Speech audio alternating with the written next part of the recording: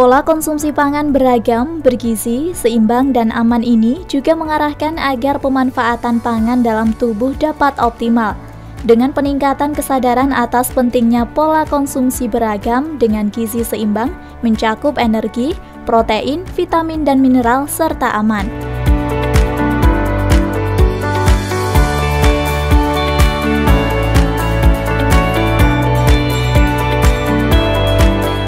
Berbicara masalah stunting itu adalah berbicara masalah outcome, angel ya, dampak, output.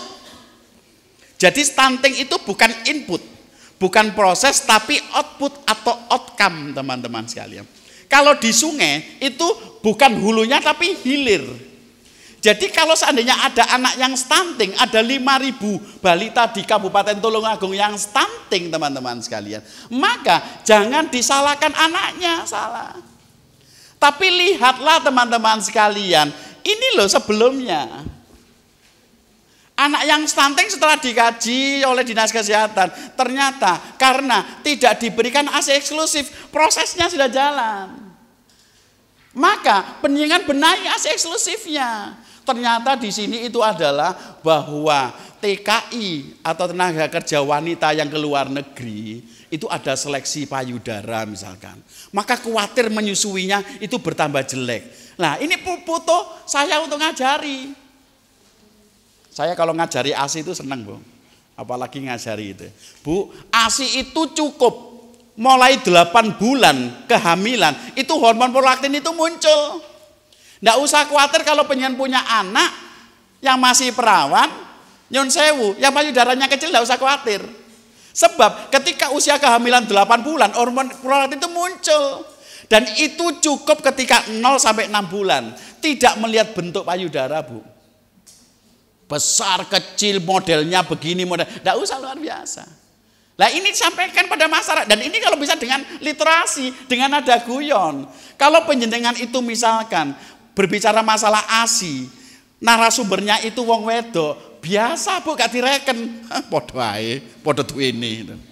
Tapi kalau ngomong wong lanang, apalagi yang berbicara Pak Sigit, semuanya kan gergeran itu. Bisa kami mohon untuk contoh? Wah, ini jadi menarik teman-teman sekalian. Ini literasi.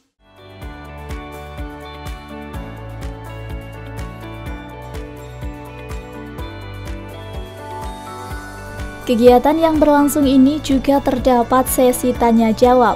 Para peserta yang hadir dalam kegiatan sosialisasi terlihat antusias, terbukti dengan adanya pertanyaan yang muncul saat penyampaian materi oleh narasumber.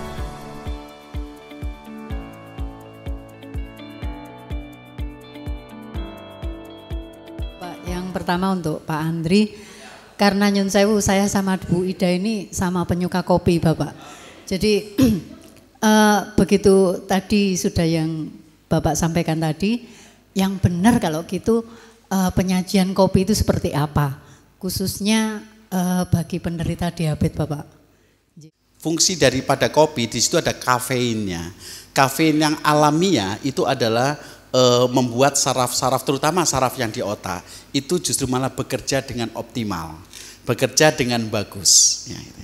Tapi jangan dibalik, karena sifatnya adalah untuk saraf, maka bagi orang yang hipertensi itu tidak dianjurkan. Bagi orang yang sudah punya penyakit mah tidak dianjurkan karena sifatnya asam. Ya. Tapi bukan berarti penyebab, bisa dipahami ya. Gitu ya. Bagaimana cara menyajikan? Tetap dalam keadaan panas. Kopi itu berbeda dengan teh. Kalau kopi itu harus dengan air mendidih, suhu 100 derajat. Tapi kalau teh seperti di Jepang, Cina, sama Korea, menyeduh teh itu dengan suhu 85 derajat, yaitu suhu dispenser. Jadi kalau membuat teh itu justru malah pakai panasnya dispenser. Tapi kalau kopi jangan, sebab itu nanti membuat kembung. Ya, kenapa? Karena kopi itu bergas. Ada mengandung gas dan sebagainya gitu ya. Jadi kita harus bisa. Nah, kemudian dalam keadaan panas tidak akan mungkin di situ ya. Kalau saya dieling, dilepek, tidak boleh ditiup. Karena meniup dalam keadaan panas itu adalah membuat yang kita keluarkan CO2 itu diserap oleh dalam keadaan panas.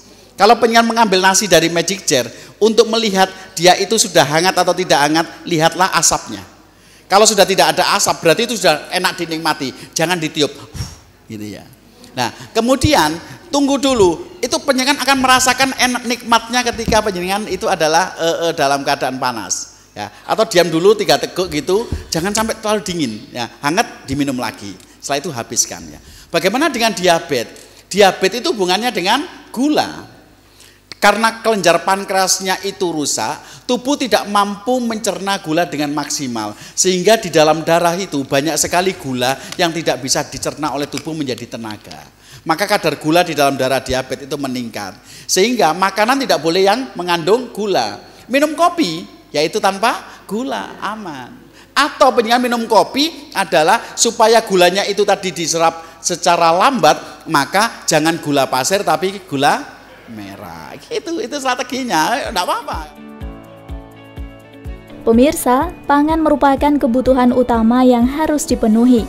Dalam hal ini, ketahanan pangan merupakan salah satu bagian dari 10 program pokok dari TPPKK Kabupaten Tulungagung. Indonesia itu sekarang membahas tentang persoalan sumber daya manusia. SDM unggul, Indonesia akan maju.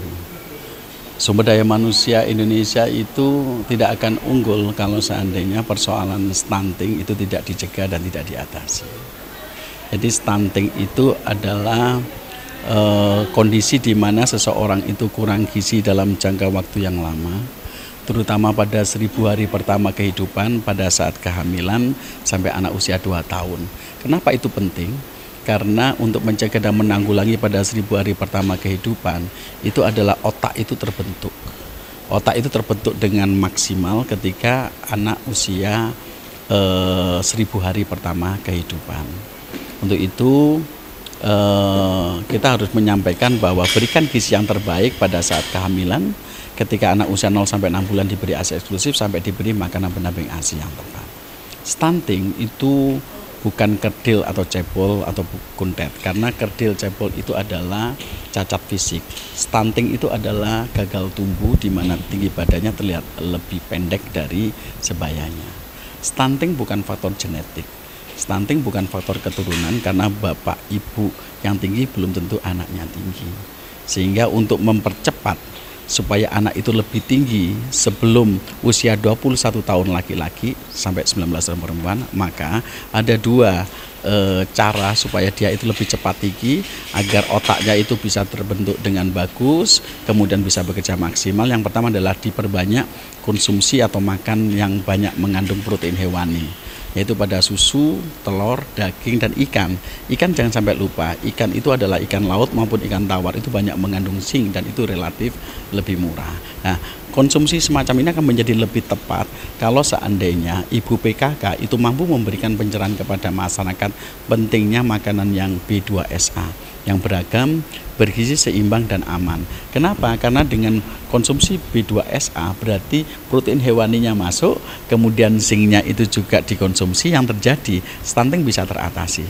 Sosialisasi ini sebenarnya tadi Bu Wakil Ketua Bu Sekda itu melihat ibu-ibu banyak yang terbengong-bengong. Artinya kaget ternyata apa yang dia lakukan selama ini banyak yang salah. Sehingga banyak nilai gizi makanannya nggak benar, kemudian cara mengolah pangannya juga nggak benar, mau konsumsinya juga nggak benar. Seperti yang diceritakan Pak Andri itu sebaiknya kita itu kalau pertama makan ketika perut kosong itu harusnya buah dulu. Tapi kalau kita ini kebanyakan kan buah makannya terakhir penutup. Nah seperti itu yang banyak yang salah, sehingga beliau mungkin dengan adanya sosialisasi ini akan merubah ke depan. Dan itu perlu ditindaklanjuti sampai ke desa. Jadi penggarap PKK desa harus tahu, kader posyandu juga tahu. Kebijakan kita ke depan kita akan coba menggandeng kader posyandu menjadi kader B2SA. Nanti akan kita coba melalui salah satu kecamatan untuk kita jadikan kadernya B2SA, kader posyandu. Sudah bagus sebetulnya untuk dari provinsi itu sekitar 9%, tetapi dengan angka ini tetap kita terus meningkatkan gizi yang ada di Kabupaten Tulungagung. Tidak serta-merta kita khusus hanya angka stunting, tetapi terus meskipun angka stunting cukup rendah yaitu 9%, tetapi kita masyarakat Kabupaten Tulungagung khususnya OPD dan juga dari tim penggerak PKK Kabupaten dan Kecamatan berusaha bersinergi untuk meningkatkan status gizi daripada masyarakat Kabupaten Tulungagung. Demikian tadi pemirsa rangkaian kegiatan sosialisasi beragam, bergizi, seimbang dan aman berbasis sumber daya lokal. Diharapkan dengan adanya kegiatan ini dapat bermanfaat untuk masyarakat Kabupaten Tulungagung dan angka stunting akan semakin berkurang dengan menjaga prinsip pola makan yang bergizi, seimbang dan aman. Terima kasih atas kebersamaan Anda. Saya Nita Fitria pamit undur diri. Sampai jumpa dan salam CTV.